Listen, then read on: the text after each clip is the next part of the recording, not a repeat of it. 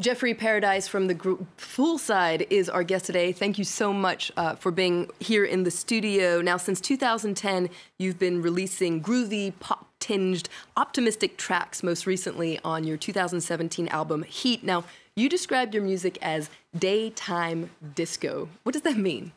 Well, you know, most disco is it's about the nightlife and the strobe lights and getting dressed up, but there's a whole bunch of other music that's a little more soulful, laid back, kind of Bill Withers, that kind of zone that feels really good daytime listening. So realized there wasn't really a genre about that, and your orientation with disco is nightlife. Mm-hmm. So created a genre for ourselves called daytime disco. So kind of filling a void for dancing during the day. Now, you started the project with Philip Nikolic in a converted Los Angeles backyard pool house. Yes. So it's quite literally poolside, I guess you could say. No, it is, exactly. How did you find that unique, trademark, chilled out sound? Well, we were into kind of the new disco sound a little bit, and we just, literally at the time was like 2010 dubstep was huge in the States. I don't know if it was very big here. It was a couple years later. But it was huge, and it just was so aggressive, and we were like, man, I don't like this. Let's find the kind of music we want to listen to when we're kind of at an LA party, like hanging out in someone's backyard. We don't want to hear dubstep. Mm-hmm. So we weren't against dubstep, but we were just like, let's make music that fits with our vibe. And we were right at the pool house, so we would just jump in the pool and literally listen to the music and be like, all right, that feels good.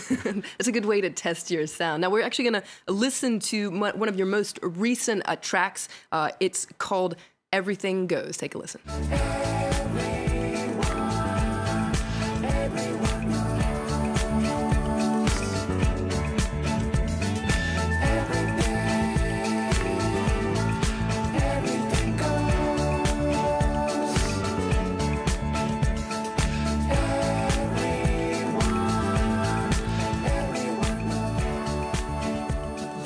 Now, the music video for that clip, Everything Goes, is amazing. And actually, you shot it in Cuba. Tell us more about how you filmed that music video.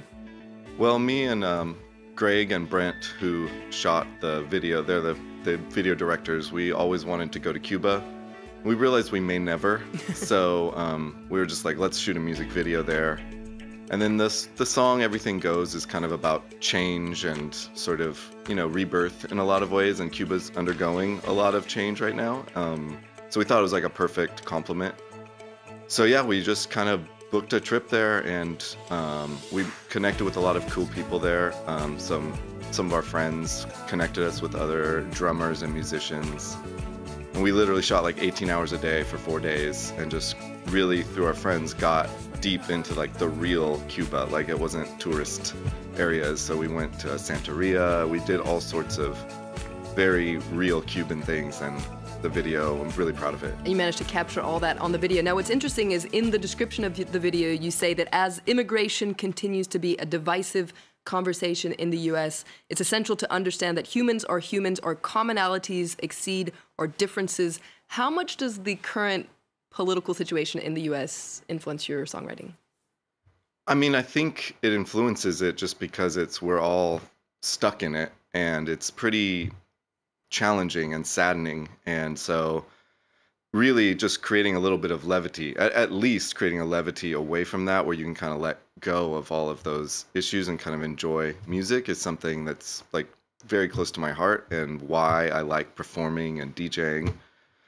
And yeah, it's a complicated issue. It's complex, and at the root, there should lead with love and kind of open instead of close. And so you do that through your music. And yes. When you released your debut album, so Pacific Standard Time, this was in 2012, you said you didn't really have an ambition to accomplish anything other than to make this sunny daytime disco. Have you been surprised by your success? Oh, shocked, 100%. I mean, honestly, it's been radical. I mean, I'm not trying to say our success is, but we really put no ambition, no plan, no hope. We didn't have the music didn't feel like it fit any genre. So we just were making it to be two friends hanging out, just really for the joy of making it.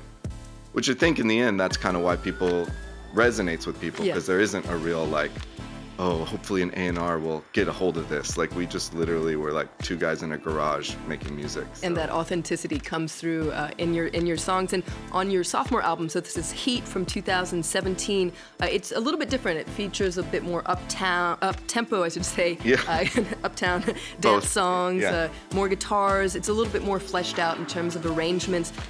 What's the future sound of Poolside going to be like, and what are your plans? Do you have other albums in the works? Yeah, have an album that's, nearly complete, the songwriting at least, and it'll be out sometime this year. And I would say, I just always trying to expand the concept of daytime disco, where the initial Pacific Standard Time was pretty like exactly what we felt it was, and then it's been just kind of like pushing that circle a little bit broader. So this one, it's a little more washy, a little more ethereal, you might say. Slightly more somber in terms of some of the songs.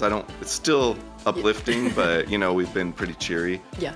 So, and then I've opened the door to do more collaborations.